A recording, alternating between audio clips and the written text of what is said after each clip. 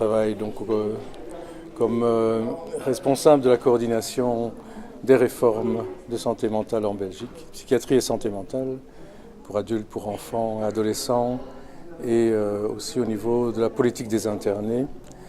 Donc ça fait 9 ans maintenant que nous travaillons à cette nouvelle vision de la santé mentale communautaire, à savoir de tout doucement considérer que le travail au plus proche du lieu de vie de la personne est une plus-value, en tout cas dans ce que nous essayons de mettre en place.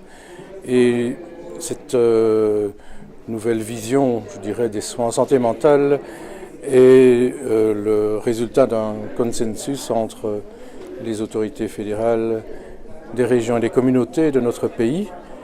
Il faut savoir que la construction politique en Belgique est complexe d'un côté, mais aussi intéressante de l'autre, puisque nous devons avoir le consensus et l'accord de plusieurs niveaux de pouvoir pour mettre en place un tel projet. Donc à la fois c'est complexe, parce que ça prend du temps, mais d'autre part, on ne va pas trop vite et il faut, pour avoir ces consensus, pas mal de temps de discussion et de construction. Donc le principe global est placé donc sur la santé mentale communautaire, à savoir que nous sommes en train de créer des réseaux d'aide et de soins avec une approche globale et intégrée, donc à savoir de mettre toutes les compétences ensemble dans un même projet et qui se concentre sur les besoins des personnes, et c'est important. Donc notre point de départ n'est pas celui des psychopathologies absolument. Notre point de départ est les publics cibles, enfants, ados, adultes et demain les seniors, personnes âgées. Pratique de réseau, donc réseau opérationnel, ça veut dire que sur un territoire donné, l'ensemble des ressources de ce territoire doit pouvoir donner une réponse adaptée à toute demande, quelle qu'elle soit, que ce soit une problématique légère ou une problématique plus sévère et chronique. Et nous avons utilisé pour mettre en place et, je vais dire, appuyer cette notion de mobilité et de travail dans la communauté, nous avons utilisé un article de loi qui nous permet de transformer une partie de l'offre résidentielle en une offre communautaire, et c'est par un gel de lit. On dit gel parce que c'est une expérience qui est pour le moment qui s'inscrit dans le temps.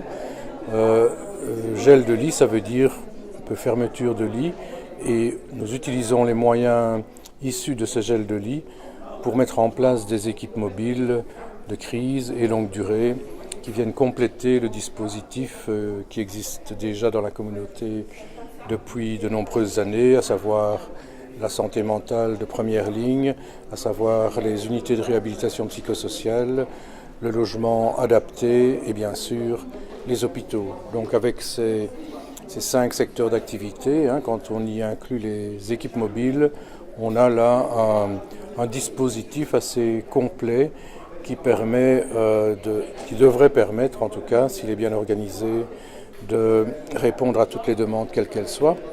Et au fil des années, on voit arriver dans ces secteurs d'aide et de soins, des acteurs hors santé mentale, qui sont la politique du logement, la politique de l'emploi et de la formation, la politique de la culture et des loisirs, ce qui nous semble logique puisque l'intégration dans la communauté nécessite cette présence d'acteurs autres que ceux de la santé mentale.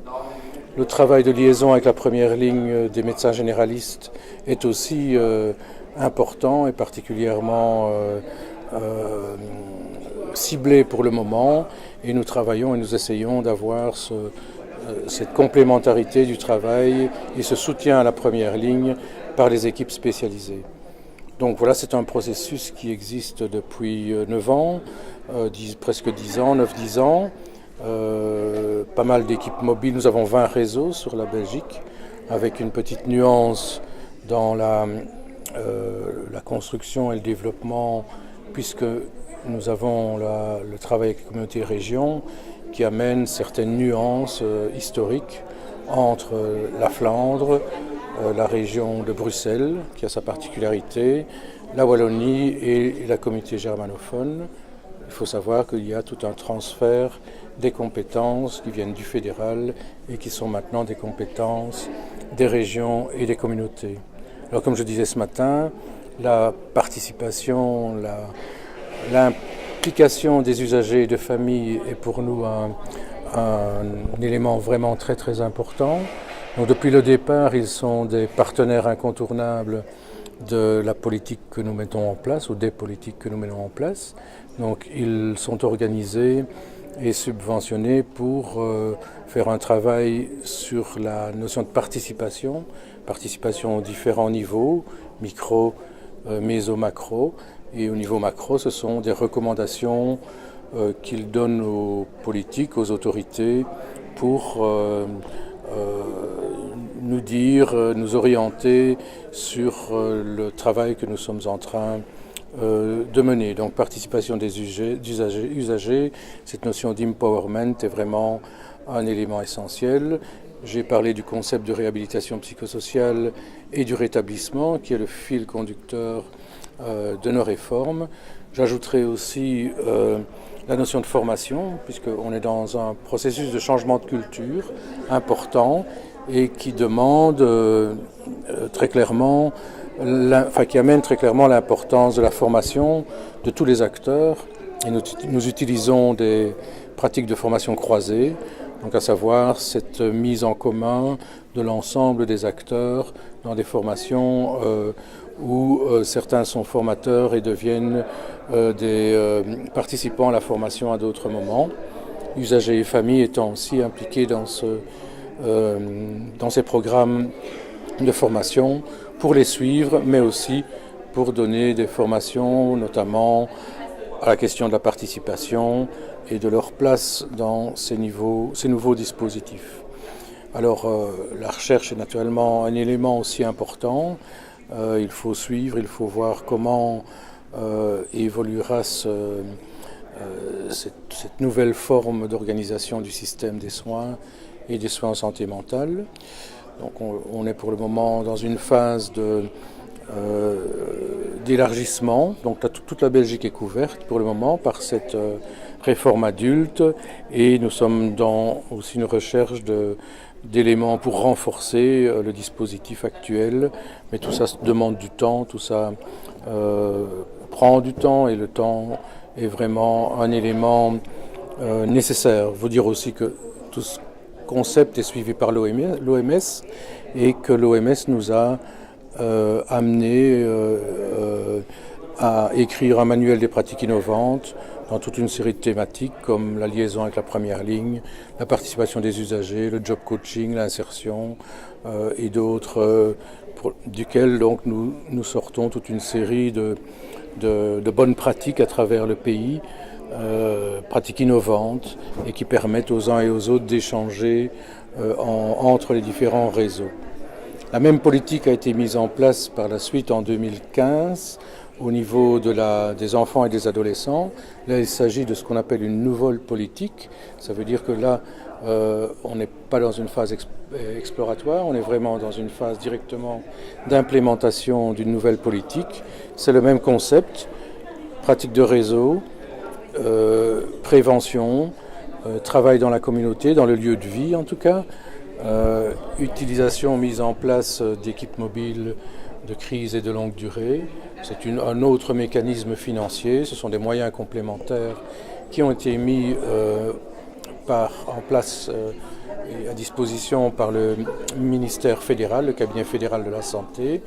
Et donc c'est un processus qui est aussi assez enthousiasmant, en tout cas au niveau des acteurs pour le moment.